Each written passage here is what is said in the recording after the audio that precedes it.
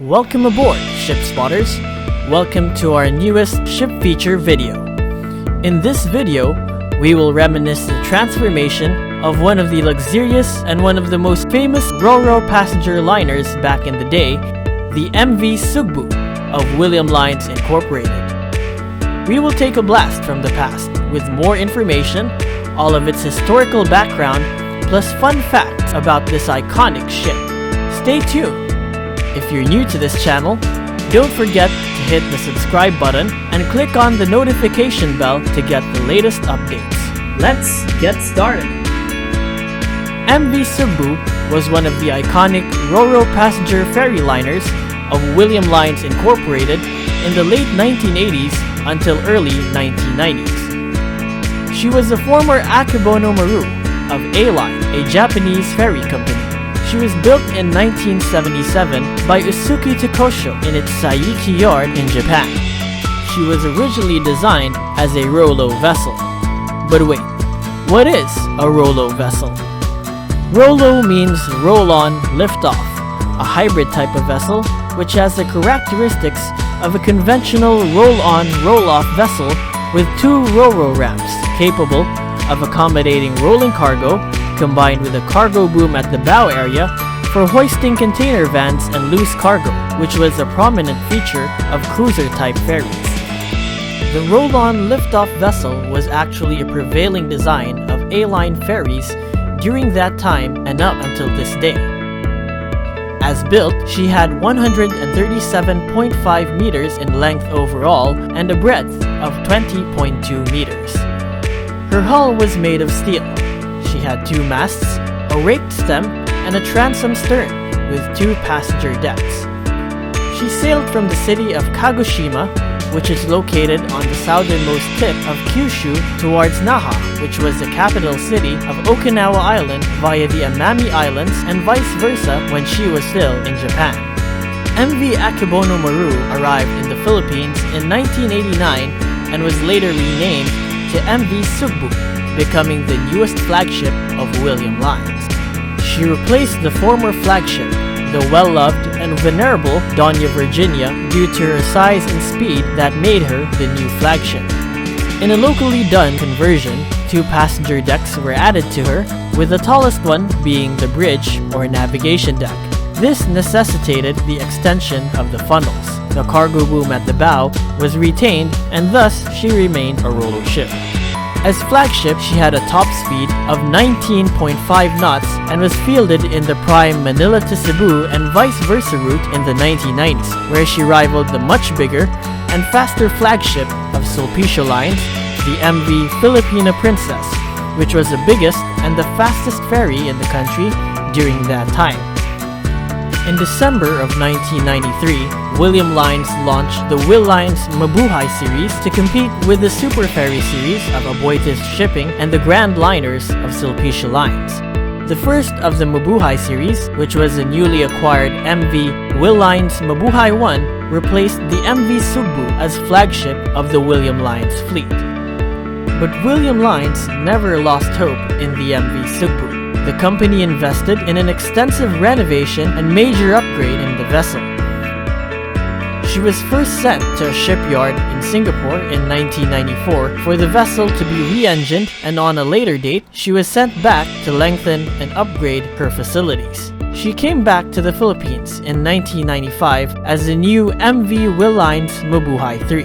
Her new length was now 157.1 meters, which was an increase of over 20 meters compared to her previous length. Her bridge was relocated forward and a beautiful sloped foredeck was built below the bridge. With that, her cargo booms disappeared but retained the two RORO ramps at the stern arrangement to handle rolling cargo. Most of her original engine and bridge equipment was replaced with newer versions. After being refitted, the Mabuhay 3 was known to have a lot of types of cabins, including a very spacious suite. She also had a continuous grand staircase in its lobby area, connecting the lower decks to the uppermost deck.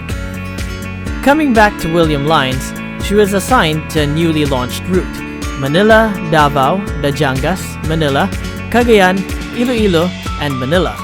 She was sailing again at a speed of 20 to 23 knots with few in-port hours. Did you know the Mabuhay 3 boasted the fastest Manila to Davao transit time at 42 hours and the fastest the Diangas to Manila transit time at 36 hours. She was surely a queen of both beauty and speed during her time. In 1996, William Lines became part of the WG&A consortium, and the Mabuhay 3 became the MV SuperFerry 8. During that time, her route assignment changed, but it was still an express route with express speed. The Manila-Iloilo General Santos Davao route, which was the longest ferry route in the Philippines then. She also ran the Manila to Iloilo route on the same week. She was paired together on the route with MV SuperFerry 10, which was the former Mabuhay 1, and the MV SuperFerry 1, because the three ships had the same speed of 20 knots, which would complement in maintaining the time of departures and arrivals. Here's a fun fact.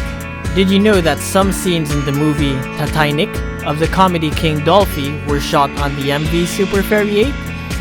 Here are some screen clips of the movie showing the grand staircase of MV SuperFerry 8.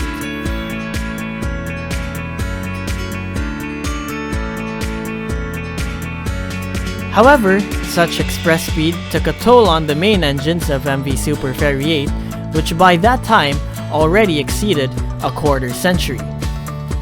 The company then decided to re-engine her so that she will still remain an express ferry. She was sent to Singapore to be re-engined, and through Aboitius's old Wärtsilä connection, that engine brand was chosen as a replacement. A pair of new Wärtsilä engines with a total of 22,140 horsepower were installed.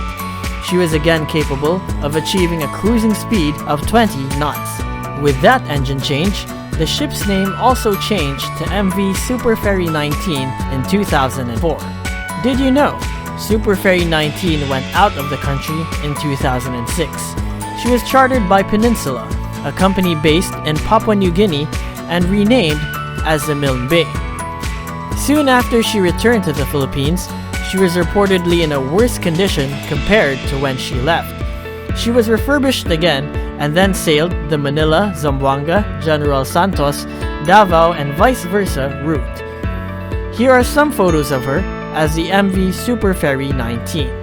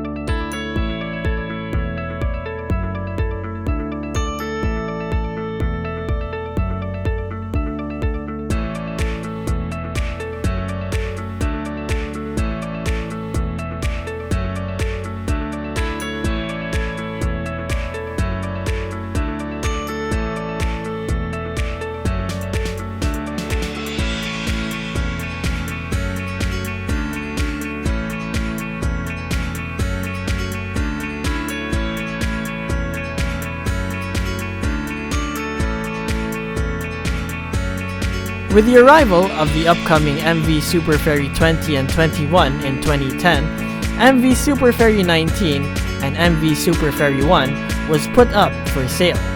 She was anchored off the coast of Talisay City in Cebu for several months awaiting her fate. Some of her interior fittings were transferred to other remaining SuperFerry vessels during that time. Soon, shipbreakers purchased her, and she was broken up in China by Xiangmen Xinhui Shipbreaking Company on July 11, 2011. She carried the name of MV Super on her final voyage. A sad fate and story for a well-loved ferry liner with a great history behind her. Do you have any experience on board this vessel? Or do you have any memories to share? Please let us know in the comments section down below.